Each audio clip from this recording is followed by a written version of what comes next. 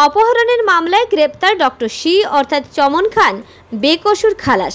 বাঘমুন্ডি থেকে প্রেস বার্তায় চক্রান্তের অভিযোগ আনলেন রবিবার সকাল 10টা নাগাদ।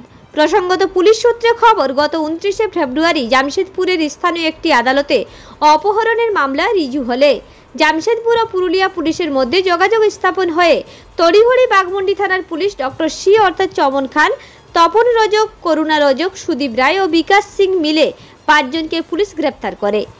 এই মামলা দীর্ঘ প্রায় 5 মাস চলার পর গত 25শে জুলাই সকলকে বেকসুর খালাস করে জামশেদপুর জেলা আদালত।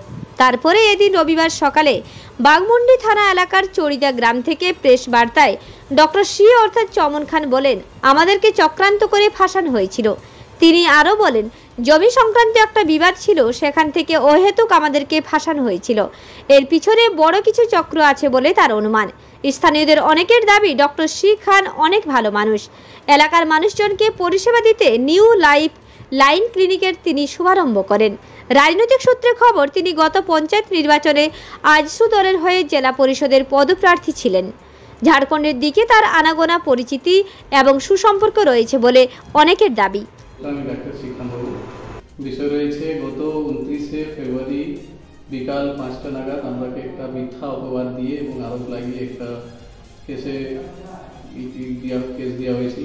তার জন্য আমরাকে ওখান থেকে প্রায় 5 মাস অবধি কিছু ইনভেস্টিগেশন চলার পরে কোর্ট আমরাকে ন্যায় দিল এবং কোর্টে আমরাকে 25শে জুলাই বাইজোর বলে আমরাকে ওখান থেকে করি। ঠিক তো, এখানে মিথ্যা একটা আরোপী ছিল আমাদের সাথে, কিছু পলিটিক্যাল ওপরের জন্য এবং কিছু আমাকে মিথ্যা ফাঁসানোর জন্য এই কেসটা করা হয়েছিল। তো তার জন্য আমি ন্যায় পেয়েছি এবং কোর্ট আমাকে ন্যায় দিয়েছি, বাইজোর করেছে। এটা কবেকার ঘটনা ছিল? এটা 29 ফেব্রুয়ারি 2024। আর আপনার বরি কবে হলেন? বরি হয়েছে আমি 25 জুলাই। আচ্ছা, 25 জুলাই। কোথা থেকে, কোন আদালত? জামশেদপুর ডিস্ট্রিক্ট কোর্ট থেকে এডিজি 3। কি মনে করছেন এটা কাদের চক্রান্ত হতে পারে? এটা কিছু পলিটিক্যাল চক্রান্ত ছিল এবং কিছু পলিটিক্যাল প্রভাবের জন্য আমাকে মিথ্যা আরোপ লাগিয়ে ফাঁসানো হয়েছিল। কিছু জমি জায়গার বিবাদে লেনদেন ছিল, টাকা পয়সার আমার, তার জন্য আমাকে হ্যারাসমেন্ট করা হয়েছে। তার জন্য কোর্ট আমাকে এটা ন্যায় করেছে এবং কোর্টের অসংখ্য ধন্যবাদ যে আমি কোর্ট থেকে ন্যায় পেয়েছি এবং আমাকে ওখান থেকে পুলিশের বরি করেছে।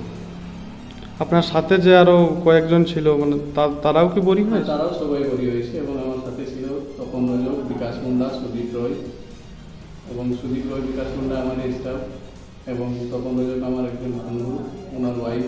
আমরা সবাই একসাথে এই কেসে জড়িত হয়ে এবং মিথ্যা আরোপ লাগিয়ে ফাঁসানো হয়েছিল এবং আমরাকে যাক একটা ইনভেস্টিগেশন ছানবিন চললো এবং কোর্ট আমরাকে ন্যায় দিল এবং আমরাকে ওখান থেকে বাইজোর বরি করল।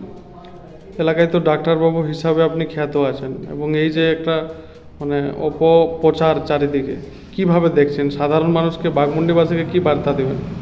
এখানে তো দীর্ঘদিন আমি আজ থেকে প্রায় 10 ইয়ার্স আগে থেকে নিয়ে এখন অবধি যতটা যেভাবে পারেছি মানুষের মাঝে দাঁড়িয়েছি এবং গ্রামীণ চিকিৎসক হিসাবে অনেক মানুষকে পরিষেবা দিচ্ছি বা দিয়ে আসছি, এখনও দিচ্ছি।